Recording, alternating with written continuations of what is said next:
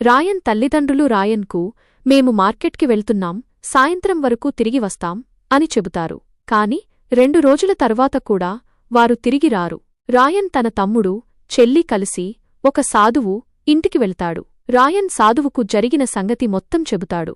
సాధువు, ఈ రోజు రాత్రి నా ఇంట్లో ఉండిపోండి, రేపటి నుండి మీ తల్లిదండ్రులను వెతకడం మొదలుపెడతాను అంటాడు. రాయన్ సాధువుని మాట నమ్మి అక్కడే నిద్రపోతాడు. అందరూ నిద్రపోతున్న సమయంలో రాయన్కు ఏదో అనుమానాస్పదంగా వినిపిస్తుంది.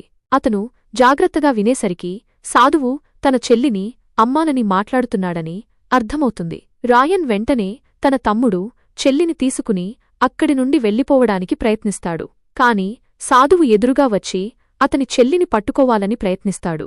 రాయన్ కోపంతో ఒక కత్తిని తీసుకుని సాధువును హత్య చేస్తాడు. తరువాత రాయన్ రోడ్డుపై ఒక చెట్టును పడేస్తాడు. అప్పుడు ఒక వాహనం ఆగుతుంది.